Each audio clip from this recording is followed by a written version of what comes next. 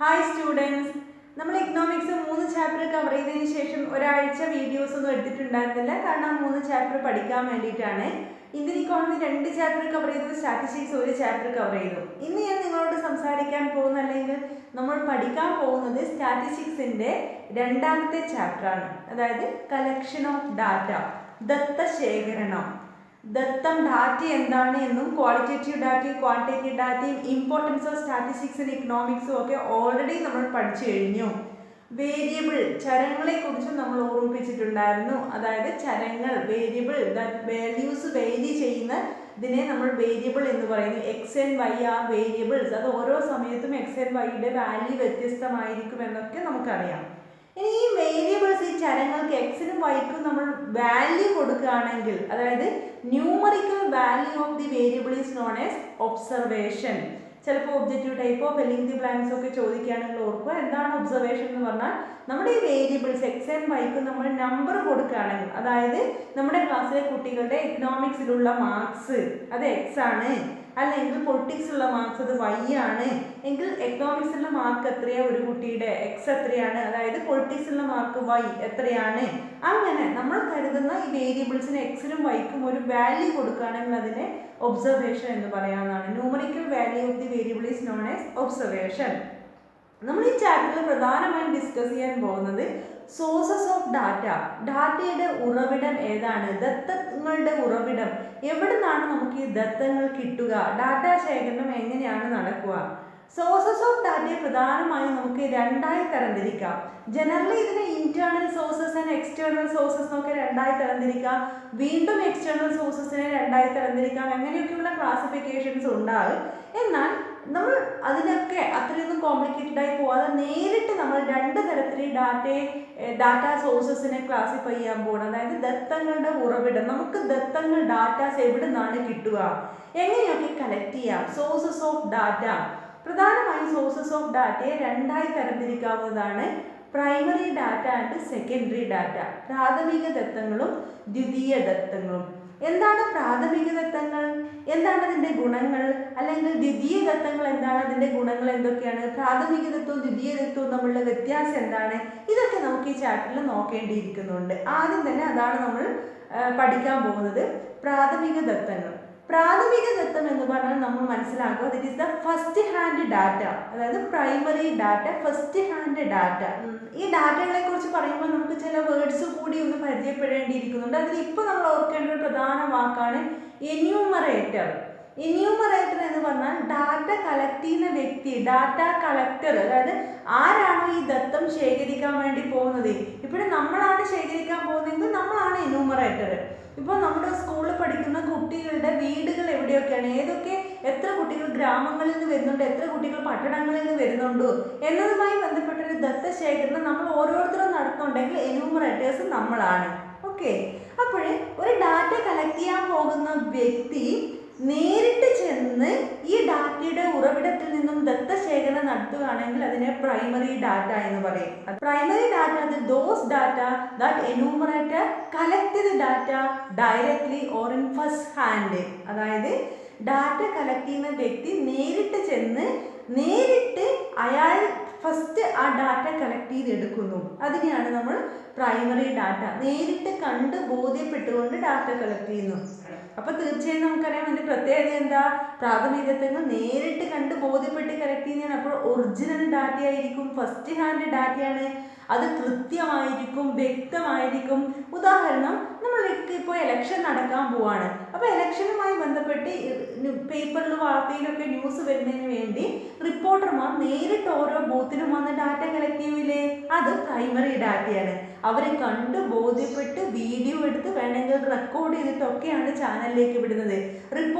മിക്കവാറും റിപ്പോർട്ടർമാർ കളക്ട് ചെയ്യുന്ന ഡാറ്റയൊക്കെ പ്രാഥമിക ദത്തങ്ങളാണ് എന്ന് പറയാം. വളരെ അപൂർവം മാത്രമേ അവർ വേറെ ആരെടുക്കുന്നൊക്കെ കളക്ട് ചെയ്തിട്ട് സെക്കൻഡറി ഡാറ്റയൊക്കെ ഉപയോഗിക്കുള്ളൂ. അപ്പോൾ ഒരു ഡാറ്റ കളക്ടർ, എന്യൂമറേറ്റർ നേരിട്ട് ചെന്ന് ഡയറക്ട്ലി ആ സോഴ്സസിൽ നിന്ന്, ഉറവിടത്തിൽ നിന്ന് ഡാറ്റ കളക്ട് ചെയ്യുകയാണെങ്കിൽ അതിന് പ്രൈമറി ഡാറ്റ എന്ന് പറയാവുന്നതാണ്. അപ്പോൾ സെക്കൻഡറി ഡാറ്റ എന്ന് പറഞ്ഞാൽ എന്തായിരിക്കും, secondary data are those data already collected and used by some other persons or people or organization. വേറെ ഏതെങ്കിലും ഒരു വ്യക്തിയോ ഒരു മനുഷ്യനോ അല്ല ഏതെങ്കിലും സ്ഥാപനങ്ങളോ സംഘടനയോ ഒക്കെ അവരുടെ ആവശ്യത്തിന് വേണ്ടി ഓൾറെഡി കളക്ട് ചെയ്ത ഡാറ്റ നമ്മൾ പിന്നീട് എടുത്ത് ഉപയോഗിക്കുകയാണെങ്കിൽ അതിൻ്റെ സെക്കൻഡറി ഡാറ്റ എന്ന് പറയാം. ഉദാഹരണമായി ഇപ്പോൾ ഇലക്ഷനുമായി ബന്ധപ്പെട്ട് ഞാൻ പറഞ്ഞു കഴിഞ്ഞു, റിപ്പോർട്ടർമാർ നേരിട്ട് ഓരോ സ്ഥലത്ത് പോയി ഡാറ്റ കളക്ട് ചെയ്യുന്നു, എന്നിട്ട് പിറ്റേന്ന് അവർ ന്യൂസിലിടുന്നു അല്ലെങ്കിൽ ന്യൂസ് പേപ്പറിൽ ഇടുന്നു. അപ്പോഴേ ഇതിന് നമുക്കൊരു പ്രോജക്റ്റ് വരികയാണ്, പൊളിറ്റിക്സ് അധ്യാപകൻ നിങ്ങൾക്കൊരു പ്രോജക്റ്റ് തരുവാണ്. ഈ ഇലക്ഷനുമായി ബന്ധപ്പെട്ട് എപ്പോഴാണ് ഇലക്ഷൻ പ്രഖ്യാപനം നടന്നത്, അത് കഴിഞ്ഞ് ഇലക്ഷൻ റിസൾട്ട് വരുന്നത് വരെയുള്ള നമ്മുടെ രാജ്യത്തെ ഈ ഒരു പ്രോസസ്സിനെ കുറിച്ചുള്ള ഒരു ആൽബം തയ്യാറാക്കാൻ, ഒരു റിപ്പോർട്ട് തയ്യാറാക്കാനും നിങ്ങളോട് പറയുന്നു. അപ്പോൾ നിങ്ങൾ ന്യൂസ് പേപ്പറിലുള്ള ഡാറ്റയൊക്കെ കട്ട് ചെയ്തിട്ടും ന്യൂസ് എഴുതിയെടുത്തിട്ടും ഒക്കെ ഒരു ആൽബം തയ്യാറാക്കുമെന്ന് വെച്ചോളൂ. അപ്പോൾ ആ ന്യൂസ് റിപ്പോർട്ടർ അതിൽ പ്രൈമറി ഡാറ്റ കളക്ട് ചെയ്ത് ന്യൂസ് കൊടുത്തു, പേപ്പറിൽ വന്നു. പേപ്പറിൽ വന്ന ആ ഡാറ്റ ഓൾറെഡി നമ്മൾ എടുക്കുമ്പോൾ അല്ലെങ്കിൽ നിങ്ങൾ എടുക്കുമ്പോൾ അത് എന്ത് ഡാറ്റയായി? സെക്കൻഡറി ഡാറ്റയായി. അതായത് ഒരു വ്യക്തി ഓൾറെഡി കണ്ടുകൊണ്ട് ആ ഡാറ്റ നേരിട്ട് കളക്ട് ചെയ്യുന്നു, that is first hand data, primary data. അത് പിന്നീട് നമ്മളെടുത്ത് വേറെ ആരെങ്കിലും എടുത്ത് ഉപയോഗിക്കുകയാണെങ്കിൽ ദാറ്റ് ഈസ് സെക്കൻഡറി ഡാറ്റ എന്ന് പറയാവുന്നതാണ്. അപ്പോൾ ഇതിൻ്റെ വ്യത്യാസം എന്താ? പ്രൈമറി ഡാറ്റ ഫസ്റ്റ് ഹാൻഡ് നേരിട്ട് പോയി എടുക്കുന്നതാണ്, ഇത് കൃത്യമായിരിക്കും, വ്യക്തമായിരിക്കും, അതിൽ മിസ്റ്റേക്കുകൾ വരാനുള്ള സാധ്യത കുറവാണ്. പക്ഷേ അതിന് പോരായ്മയുണ്ട്. എന്താ? നേരിട്ട് പോയിട്ട് അവിടുന്ന് കണ്ട് കേട്ടെടുക്കണം, അതിന് റിസ്ക്കാണ്. എത്ര റിമോട്ട് ഏരിയയിലും ട്രാവൽ ചെയ്ത് പോകണം, അവിടെ താമസിക്കണം, ചിലപ്പോൾ ഫുഡ് പോലും ഉണ്ടാവില്ല. അങ്ങനെയൊന്നും ഇല്ലാതെ അടുത്ത് നിന്ന് ഡാറ്റ കളക്ട് ചെയ്ത് അവരെടുക്കുവാണ്. ചിലപ്പോൾ ഇലക്ഷനൊക്കെ നടക്കുമ്പോൾ അവിടെ ചിലപ്പോൾ പൊളിറ്റിക്കൽ പാർട്ടീസ് തമ്മിൽ പ്രശ്നങ്ങളും ബുദ്ധിമുട്ടുകളൊക്കെ ഉണ്ടാവും, അല്ലെങ്കിൽ വഴക്കുകൾ, അഭിപ്രായ വ്യത്യാസങ്ങളൊക്കെ ഉണ്ടാവും. അതിൻ്റെയൊക്കെ ഇടയിൽ നിന്നുകൊണ്ടാണ് ഇവർ ന്യൂസ് കളക്ട് ചെയ്യുന്നത്. അപ്പോൾ ഇവർക്ക് തന്നെ റിസ്ക്കാണ് ഇത്തരത്തിലുള്ള സ്ഥലങ്ങളിൽ നിന്ന് ഡാറ്റ കളക്ട് ചെയ്യുക എന്ന് പറഞ്ഞാൽ. എങ്കിലും അവർക്ക് കറക്റ്റ് ഇൻഫർമേഷൻ കിട്ടും, അവർ ആ സംഭവം കണ്ടുകൊണ്ടാണ് കളക്ട് ചെയ്യുന്നത്. അപ്പോൾ ഇതിന് ഒത്തിരി ടൈം ആവശ്യമുണ്ട്. പ്രൈമറി ഡാറ്റ കളക്ട് ചെയ്യാൻ വേണ്ടി എക്സ്പെൻസീവ് ആണ്, മാത്രമല്ല റിസ്ക് ആണ്, ഒത്തിരി സ്ട്രെയിൻ എടുത്തിട്ടാണ് ഈ ഡാറ്റ കളക്ട് ചെയ്യുക. പക്ഷേ നല്ല കൃത്യമായ വ്യക്തമായ ഡാറ്റ ആയിരിക്കും. എന്നാൽ സെക്കൻഡറി ഡാറ്റ ആണെങ്കിലോ ഓൾറെഡി ആരോ ഒരു എന്യൂമറേറ്റർ ഒത്തിരി റിസ്ക് എടുത്ത് കഷ്ടപ്പെട്ട് കളക്ട് ചെയ്ത ഡാറ്റ ഒരു ഫിനിഷ്ഡ് ഫോം ആയിട്ടാണ് നമ്മൾക്കൊരു പേപ്പറിലോ ന്യൂസിലോ ബുക്കിലോ എവിടെ നിന്നും കിട്ടുന്നത്. അത് വേറൊരു വ്യക്തി കംഫർട്ടബിളായി അവരുടെ വീട്ടിലിരുന്നു കൊണ്ടോ അല്ല അവർക്ക് സൗകര്യമുള്ള സ്ഥലത്ത് ഇരുന്നു കൊണ്ട് അവർ ആ ഡാറ്റ എടുത്ത് ഉപയോഗിക്കുകയാണ് ചെയ്യുന്നത്. അപ്പോൾ പ്രൈമറി ഡാറ്റ കളക്ട് ചെയ്യാൻ ഭയങ്കര ബുദ്ധിമുട്ടാണ്, സ്ട്രെയിൻ ആണ്. അതൊരു റോ ഫോമിലാണ്. ഇപ്പോൾ അവർ ഡാറ്റ കളക്ട് ചെയ്യുമ്പോൾ പെട്ടെന്ന് ഷൂട്ട് ചെയ്യുന്നു, കിട്ടിയ കാര്യങ്ങളൊക്കെ കളക്ട് ചെയ്ത് വെക്കുന്നു, പിന്നെയാണ് അവരൊന്ന് അറേഞ്ച് ചെയ്ത് ഓർഡർ ചെയ്ത് നല്ല സെൻറ്റൻസ് ആക്കി അത് എഴുതി വരുന്നത്. എന്നാൽ സെക്കൻഡറി ഡാറ്റയോ ഓൾറെഡി ഇങ്ങനെ സെൻറ്റൻസ് ആക്കി എഴുതിയൊരു ഫിനിഷ്ഡ് ഡാറ്റയാണ് സെക്കൻഡറി ഡാറ്റയായിട്ട് നമ്മളെടുത്ത് ഉപയോഗിക്കുന്നത്. ന്യൂസ് പേപ്പറിൽ അങ്ങനെ ഒരു ഫിനിഷ്ഡ് ഫോമിലല്ലേ വരുന്നത്. അപ്പോൾ പ്രൈമറി ഡാറ്റ കളക്ട് ചെയ്യാൻ ബുദ്ധിമുട്ടാണ്, അത് റോ ഫോമിലായിരിക്കും, പിന്നീട് ഫൈനൽ ഫോമിലേക്ക് അവർ ആക്കുവാണ് കളക്ട് ചെയ്യുമ്പോൾ. എന്നാൽ സെക്കൻഡറി ഡാറ്റ ഒരു ഫിനിഷ്ഡ് ഡാറ്റയാണ്, അത് കളക്ട് ചെയ്യാൻ ഒട്ടും ബുദ്ധിമുട്ടില്ല, കംഫർട്ടബിളായി ഇരുന്നു കൊണ്ട് നമുക്ക് കളക്ട് ചെയ്യാം. പക്ഷേ പ്രൈമറി ഡാറ്റ ഒറിജിനൽ ഡാറ്റയാണ്, കറക്റ്റ് ഡാറ്റയാണ്. സെക്കൻഡറി ഡാറ്റ ഒറിജിനൽ ഡാറ്റ ആവണമെന്നുണ്ടോ? ഇല്ല. ഒരാൾ കളക്ട് ചെയ്ത് അതിൽ നിന്ന് കുറേ കാര്യങ്ങൾ വെട്ടിക്കളഞ്ഞും കുറച്ച് ഫിനിഷ് ചെയ്യാൻ വേണ്ടിയിട്ട് ആഡ് ചെയ്തൊക്കെ ആയിരിക്കും ഒരു റിപ്പോർട്ടാക്കി മാറ്റുന്നത്. അത് നമ്മളെടുത്ത് ഉപയോഗിക്കുകയാണ്. അപ്പോൾ നമ്മൾ യഥാർത്ഥത്തിൽ ഇത് കണ്ടിട്ടില്ല, ആരോ പറയുന്നത് റിപ്പോർട്ട് ചെയ്തത് കേട്ടിട്ട് നമ്മൾ രണ്ടാമതായി എടുത്ത് ഉപയോഗിക്കുന്നതാണ്. സെക്കൻഡറി ഡാറ്റ ഫിനിഷ്ഡ് ഫോമിലാണ്, പക്ഷെ അത് ഒറിജിനൽ അല്ല, ആരോ റിപ്പോർട്ട് ചെയ്ത കാര്യമാണ്. പക്ഷെ എളുപ്പം നമുക്ക് എടുത്ത് ഉപയോഗിക്കാവുന്നതാണ്. സമയ ലാഭമുണ്ട്, ടൈം സേവിങ് ആണ്, പണലാഭമുണ്ട്, എവിടെയും ട്രാവൽ ചെയ്യേണ്ട ആവശ്യമില്ല, റിസ്ക് ഇല്ല, കംഫർട്ടബിൾ ആണ് സെക്കൻഡറി ഡാറ്റ. പക്ഷേ അത് ഒറിജിനൽ അല്ല, സെക്കൻഡ് ഹാൻഡ് ഡാറ്റയാണ്, ഒരാൾ ഉപയോഗിച്ച് കൈമാറിയ സെക്കൻഡ് ഹാൻഡ് ഡാറ്റയാണ്. Primary data is first hand data, but അതിന് കളക്ട് ചെയ്യാൻ ഇന്ന ബുദ്ധിമുട്ടുകളൊക്കെ ഉണ്ട്. ജനസംഖ്യാ കണക്കെടുപ്പ് ഒരു പ്രൈമറി ഡാറ്റയാണ്, പ്രാഥമിക ദത്തശേഖരണം. ഇങ്ങനെ നാഷണൽ സാമ്പിൾ സർവേ ഓർഗനൈസേഷൻ ഈ സെൻസസ് എടുത്ത് വെച്ചാൽ ഇത് പിന്നീട് നമുക്ക് പല പഠന ആവശ്യങ്ങൾക്ക് എടുത്ത് ഉപയോഗിച്ചൂടെ? അങ്ങനെ അവർ കളക്ട് ചെയ്ത ഡാറ്റ നമ്മൾ പിന്നീട് എടുത്ത് ഉപയോഗിക്കുമ്പോൾ അത് സെക്കൻഡറി ഡാറ്റയായി. അതുപോലെ ഇന്ത്യൻ സ്റ്റാറ്റിസ്റ്റിക്കൽ ഡിപ്പാർട്ട്മെൻറ്റ്, അതുപോലെ central statistical organisation, IMF, UNO, United Nations organisation, RBI, ഇവരൊക്കെ അവരുടെ ഏജന്റിനെ വെച്ചിട്ട് പ്രൈമറി ഡാറ്റ കളക്ട് ചെയ്യുന്നുണ്ട്. അങ്ങനെ അവർ റിപ്പോർട്ട് ചെയ്യുന്ന അവരുടെ ജേർണൽസിൽ നിന്ന് വന്ന ഡാറ്റ പിന്നീട് നമ്മൾ പഠന ആവശ്യത്തിന് നമ്മളെടുത്ത് ഉപയോഗിക്കുമ്പോൾ അത് സെക്കൻഡ് ഹാൻഡ് ഡാറ്റയായി, അവർ നേരിട്ട് കളക്ട് ചെയ്യുമ്പോൾ അത് പ്രൈമറി ഡാറ്റയായിരുന്നു. ഇതൊക്കെ നല്ല എക്സാമ്പിൾ ആയിട്ട് നമുക്ക് പറയാം. അല്ല സിംപ്ലി നമുക്ക് പറയാം, ന്യൂസ് റിപ്പോർട്ടർമാർ പ്രൈമറി ഡാറ്റ കളക്ട് ചെയ്യുന്നു, അത് ന്യൂസിൽ വന്നതിന് ശേഷം നമ്മൾ പിന്നീട് എടുത്ത് ഉപയോഗിക്കുമ്പോൾ അത് സെക്കൻഡറി ഡാറ്റ ആവുന്നു. പ്രാഥമിക ആദ്യം കളക്ട് ചെയ്ത് നേരിട്ട് ഉപയോഗിക്കുന്ന പ്രാഥമികം പിന്നീട് അത് വേറൊരാൾ എടുത്ത് ഉപയോഗിക്കുമ്പോൾ ഓൾറെഡി ഒരാൾ കളക്ട് ചെയ്യുന്നു, വേറൊരാൾ അത് എടുത്ത് ഉപയോഗിക്കുന്നു. That is second hand data. Secondary data those data that is collected, processed and used by some other people. ആരോ കളക്ട് ചെയ്ത് പ്രോസസ്സ് ചെയ്ത് ഉപയോഗിച്ചു, ദെൻ പിന്നീട് വേറൊരാളെടുത്ത് നമ്മളെടുത്ത് ഉപയോഗിക്കുകയാണെങ്കിൽ that is secondary data or second hand data. ഇനി നമ്മളിവിടെ പഠിക്കാൻ വേണ്ടി പോകുന്നത് ഈ പ്രൈമറി ഡാറ്റ, പ്രാഥമിക ദത്തങ്ങൾ. നമുക്കറിയാം എന്തായാലും പ്രാഥമിക പ്രൈമറി ഡാറ്റ തന്നെയാണ് original data, first hand data. അത് തന്നെയാണ് നമുക്ക് എപ്പോഴും ഉപയോഗിക്കാൻ വേണ്ടി വേണ്ടത്. പക്ഷെ എപ്പോഴും നമുക്ക് പ്രൈമറി ഡാറ്റ കളക്ട് ചെയ്യാൻ പറ്റണമെന്നില്ല. അപ്പോഴൊക്കെ നമ്മൾ സെക്കൻഡറി ഡാറ്റ ഉപയോഗിക്കുന്നതാണ്. കാരണം എല്ലായിടത്തും ഇപ്പോഴും അമേരിക്കയിലുള്ള ഒരു കാര്യത്തെക്കുറിച്ച് നമുക്ക് അറിയണമെന്ന് വെച്ചാൽ ഇപ്പോൾ നമുക്ക് അതിനെക്കുറിച്ച് നേരിട്ട് പോയി ഡാറ്റ കളക്ട് ചെയ്യാൻ ബുദ്ധിമുട്ടാണ്. അപ്പോൾ എന്ത് ചെയ്യും, നമ്മൾ ആരെങ്കിലും കളക്ട് ചെയ്ത് വെച്ചിരിക്കുന്നത് അല്ലെങ്കിൽ സൈറ്റിലോ ഗൂഗിളിലോ ഒക്കെ കയറിയിട്ട് നമ്മൾ ആ ഡാറ്റ എടുത്ത് ഉപയോഗിക്കും. That is second hand data or secondary data അല്ലേ. എങ്കിലും നമ്മളിപ്പോൾ നോക്കാൻ പോകുന്നത് എങ്ങനെയൊക്കെയാണ് പ്രൈമറി ഡാറ്റ കളക്ട് ചെയ്യുക. What are the methods we can used for collecting primary data. പ്രാഥമിക ദത്ത ശേഖരണത്തിന് ഉപയോഗിക്കാവുന്ന വഴികൾ ഏതൊക്കെയാണ് എന്ന്. അപ്പോൾ നമുക്കറിയാം, ഒരു ഇൻഫർമേഷൻ വിവരം ഡാറ്റ ശേഖരിക്കാനാണ് നമ്മൾ പോകുന്നത്. അപ്പോൾ നമുക്ക് കിട്ടേണ്ട ഡാറ്റ എങ്ങനെ കിട്ടും, അതിന് എന്തൊക്കെ ക്വസ്റ്റ്യൻസ് ചോദിക്കണം, അല്ലെങ്കിൽ ഏതൊക്കെ വഴികളിലൂടെ ആ ഡാറ്റ ശേഖരിക്കണം എന്ന് വ്യക്തമായി പ്ലാൻ ചെയ്തിട്ടാണ് നമ്മൾ പോവുക. സാധാരണ നമുക്കറിയാം, ദത്തശേഖരണം നടത്തുന്നതിന് അല്ലെങ്കിൽ ദത്തശേഖരണ രീതിക്ക് നമ്മൾ പറയുന്ന പേരാണ് survey. Method of gathering information from individual is known as survey. നമ്മൾ സാധാരണ കേൾക്കുന്നത് സർവേക്ക് പോയി, എന്താ, വിവരശേഖരണത്തിന് പോയി. അതായത് method of gathering information from individual is known as survey. അതായത് ഡാറ്റ ശേഖരണം നടത്തുന്ന ഒരു പ്രധാനപ്പെട്ട വഴിയാണ് സർവേ എന്ന് പറയാവുന്നതാണ്.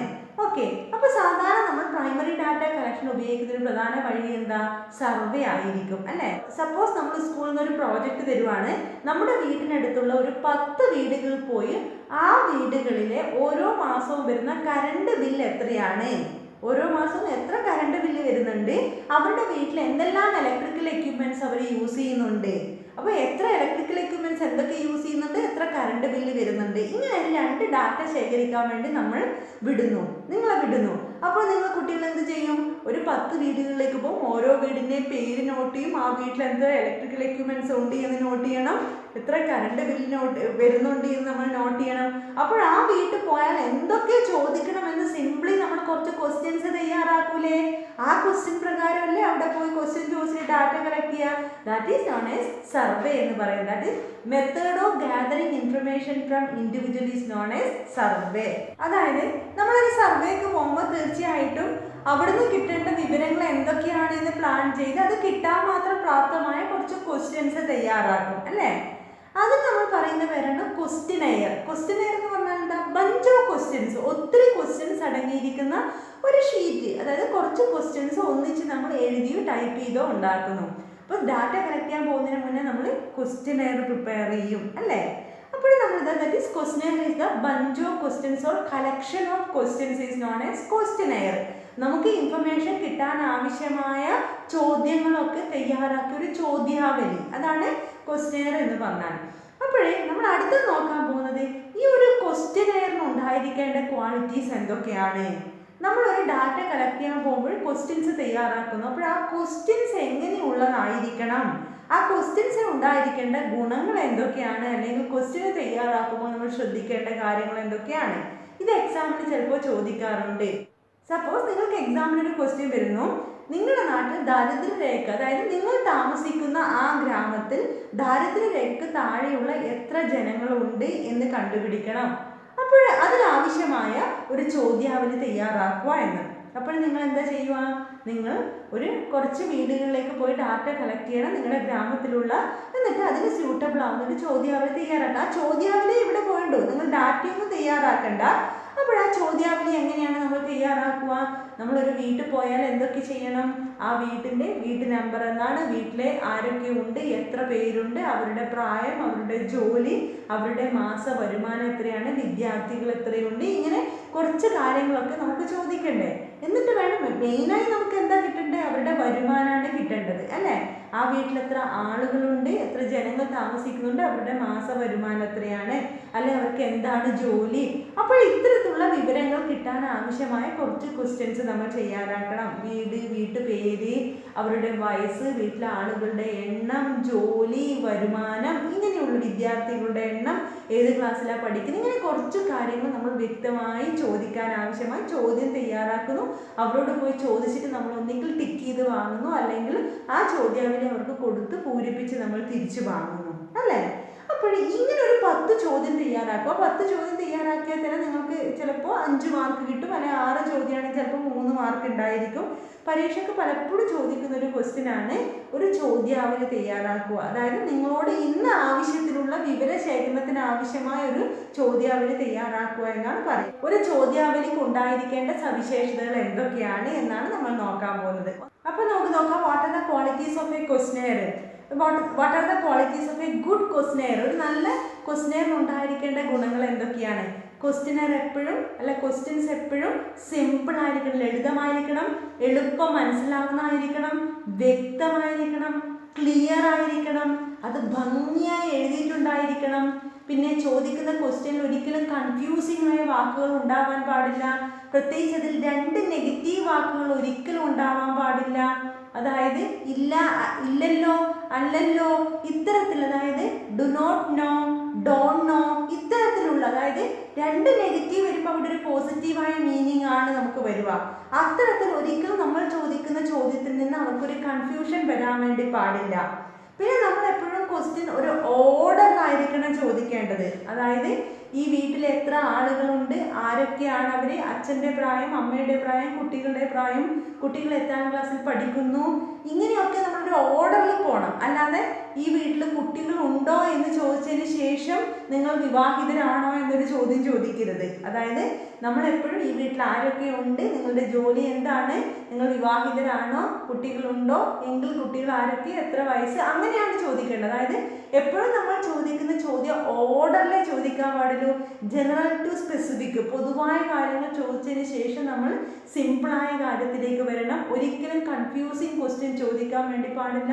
ലളിതമായിരിക്കണം, വ്യക്തമായിരിക്കണം, കൃത്യമായിരിക്കണം.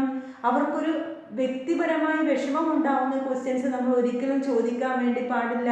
പിന്നെ ക്വസ്റ്റ്യനിൽ തന്നെ ഒരിക്കലും ആൻസർ ഉണ്ടാവാൻ പാടില്ല. ആൻസർ അവർ പറയണം, നമ്മൾ ക്വസ്റ്റ്യൻ കൊടുത്താൽ മതി. ഇങ്ങനെ ഒരു ക്വസ്റ്റ്യൻ തയ്യാറാക്കുമ്പോൾ നമ്മൾ ഇത്തരത്തിലുള്ള കാര്യങ്ങളൊക്കെ കൃത്യമായി ശ്രദ്ധിച്ചിരിക്കണം. നമ്മൾ ചോദിക്കുന്ന ക്വസ്റ്റ്യന് എളുപ്പം അവർക്ക് ആൻസർ പറയാൻ പറ്റിയിരിക്കണം. അതിൽ അവർക്ക് നമ്മൾ ചോദിക്കുന്ന ചോദ്യത്തിൽ നിന്ന് അവർക്ക് ഒരിക്കലും വിഷമം തോന്നാൻ പാടില്ല, അവർ കൺഫ്യൂസ്ഡ് ആവാൻ പാടില്ല. ഇങ്ങനെ നമ്മൾ ഒരു വിവരശേഖരണത്തിന് പോകുമ്പോൾ തയ്യാറാക്കുന്ന ചോദിക്കുന്ന ക്വസ്റ്റ്യൻ വളരെ ലളിതവും വ്യക്തവും കൃത്യവും കൺഫ്യൂസിങ് അല്ലാത്തതുമായിരിക്കണം.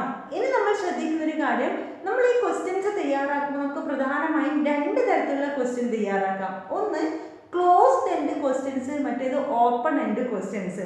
അതായത് ക്ലോസ്ഡ് എൻഡ് ക്വസ്റ്റ്യൻസ് എന്ന് പറഞ്ഞാൽ സാധാരണ നമ്മൾ പറയും, അതായത് അതിൻ്റെ ആൻസറിന് ഒരു പരിമിതിയുണ്ട്. എസ് ഓർ നോ ക്വസ്റ്റ്യനാണ്, yes or no, true or false. അതാണ് സാധാരണ ക്ലോസ്ഡ് എൻഡ് ക്വസ്റ്റ്യൻസ് എന്ന് പറയാം. പിന്നെ വേറൊരു ചാൻസ് ഉള്ള മൾട്ടിപ്പിൾ ചോയ്സ് ക്വസ്റ്റ്യൻസ്. ഒരു ക്വസ്റ്റ്യൻ തന്നു, താഴെ 3-4 ഓപ്ഷൻ തരുന്നു.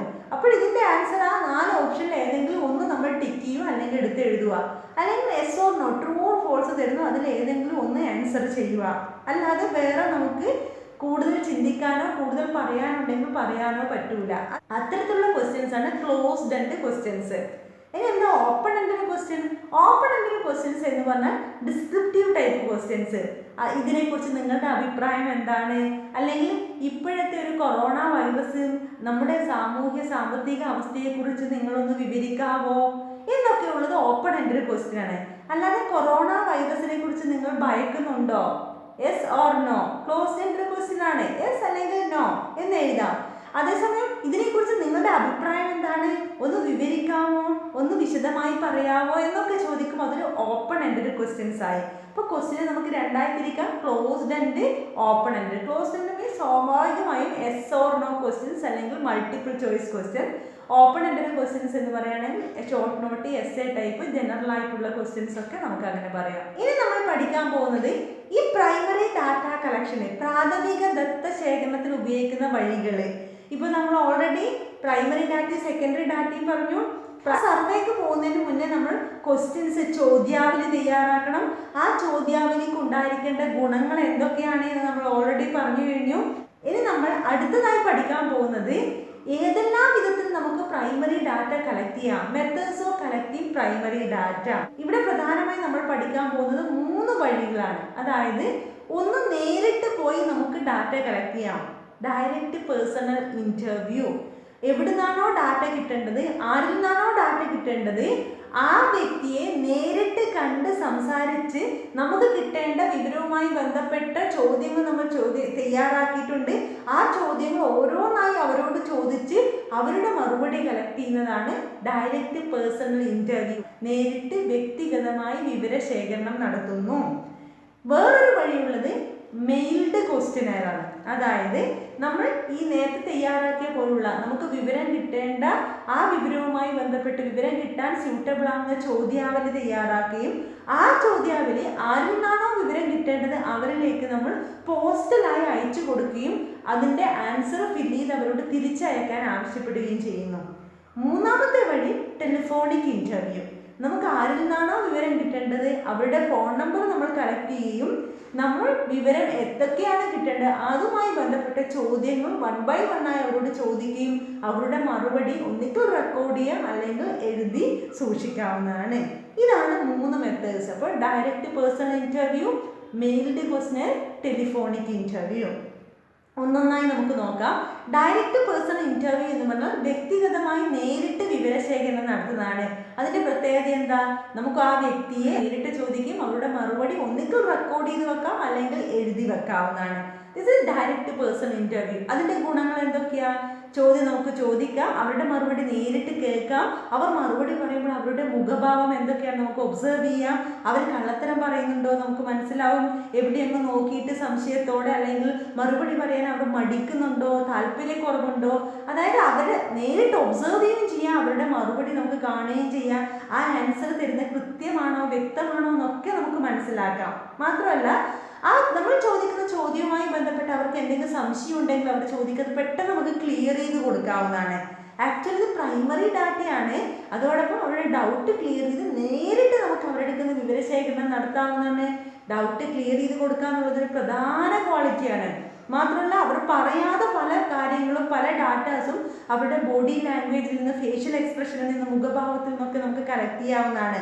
അവർ ആൻസർ പറയാൻ മടിക്കുന്നുണ്ട്, അവർക്ക് ആ ചോദ്യം ചോദിച്ചപ്പോൾ ഒരു ജാള്യത ഉണ്ടായിരുന്നു, അല്ലെങ്കിൽ അവർ കള്ളത്തരമാണോ പറയുന്നത് നമ്മൾ സംശയിക്കുന്നു. ഇത്തരത്തിൽ ഒറിജിനൽ ഡാറ്റ നേരിട്ട് കണ്ട് കളക്ട് ചെയ്യാൻ പറ്റുന്ന ഒരേ ഒരു വഴിയാണ് ഡയറക്റ്റ് പേഴ്സണൽ ഇന്റർവ്യൂ എന്ന് പറയുന്നത്. എന്നാൽ ഇതിന് ദോഷമുണ്ട്. എന്താ? നമ്മൾ ആ ഇന്റർവ്യൂ ചെയ്യാൻ പോകുന്ന വ്യക്തി അല്ല ആ സാഹചര്യം ആ സമയം കാത്തിരിക്കണം, യാത്ര ചെയ്ത് ഒത്തിരി ദൂരം യാത്ര ചെയ്ത് പോകണം, ചിലപ്പോൾ ഭക്ഷണം പോലും കിട്ടൂല, വണ്ടി സൗകര്യം ഉണ്ടാവില്ല, നടന്നിട്ട് പോകേണ്ടി വന്നേക്കാം. അപ്പോൾ നമുക്ക് സാമ്പത്തിക നഷ്ടം ഉണ്ടായേക്കാം, സമയനഷ്ടം ഉണ്ടായേക്കാം, മെന്റലി ഫിസിക്കലി സ്ട്രെയിൻ ഉണ്ടായേക്കാം.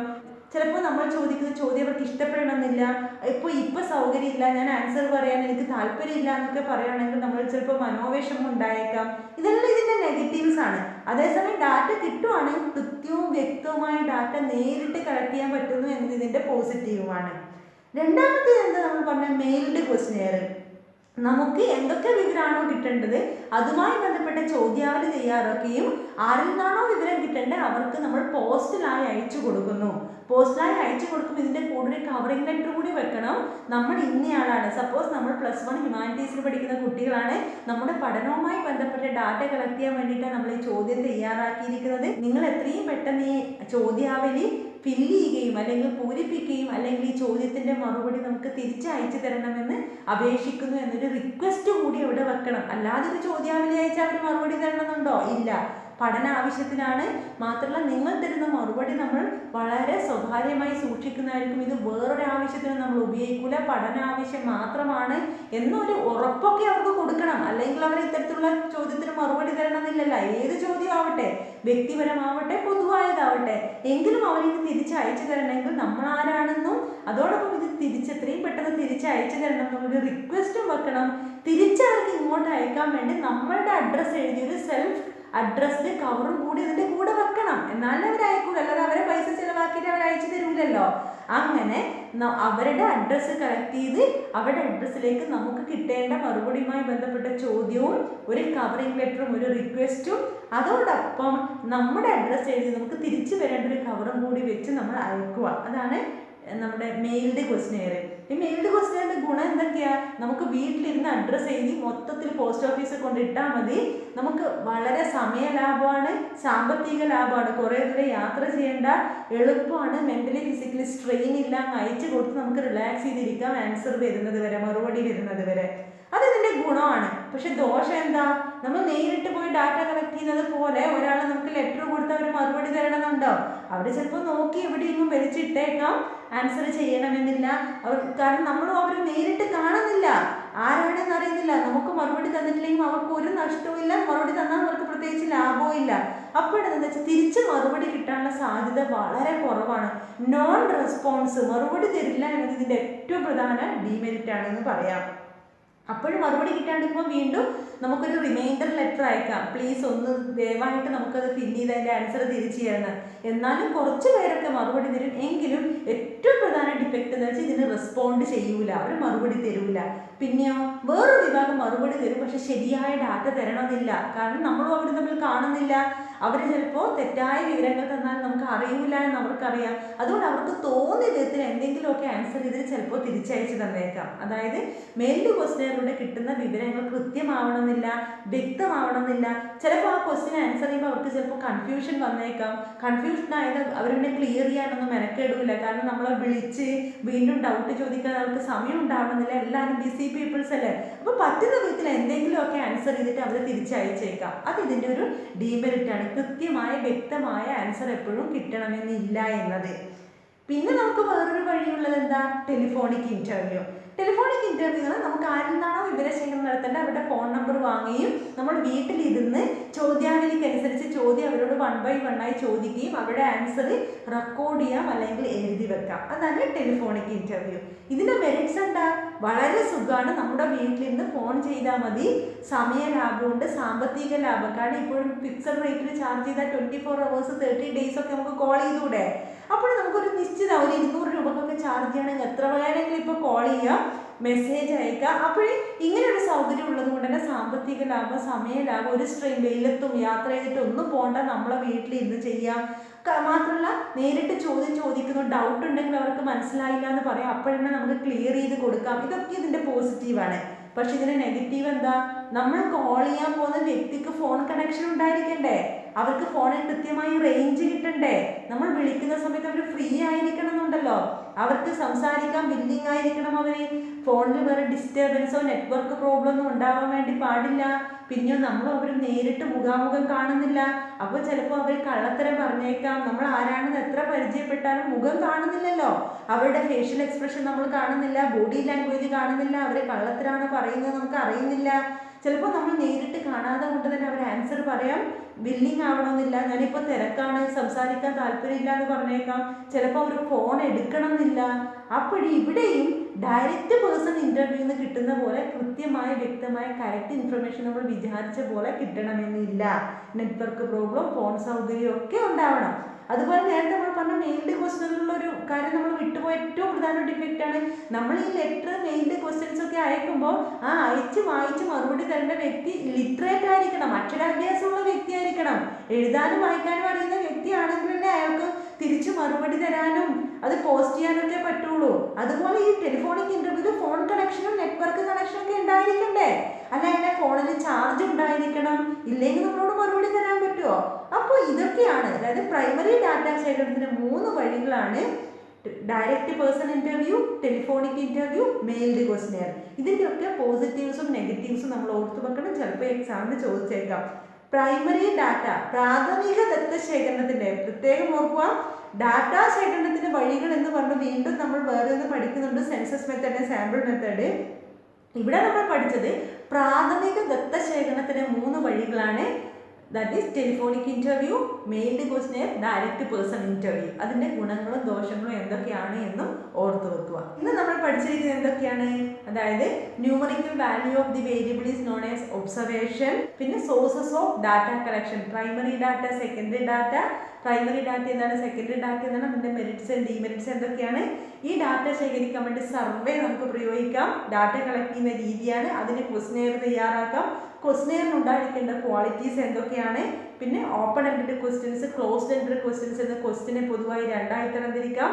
പിന്നെ പ്രൈമറി ഡാറ്റ ശേഖരത്തിന് 3 വഴികൾ: telephonic interview, mailed questionnaire and then direct person interview. അതിൻ്റെ മെറിറ്റ്സും ഡിമെറിറ്റ്സും. ഇത്രയാണ് നമ്മൾ പഠിച്ച വളരെ സിമ്പിളായ കാര്യമാണ്. വീഡിയോ പലതവണ നിങ്ങൾ കണ്ടു നോക്കുക, നിങ്ങൾക്ക് കൃത്യമാവും വ്യക്തമാവും. ഓക്കെ, എന്നാലും അടുത്ത ക്ലാസ്സിൽ നമുക്ക് വീണ്ടും കാണാം. അതുവരേക്കും ടാറ്റ ബൈ ബൈ.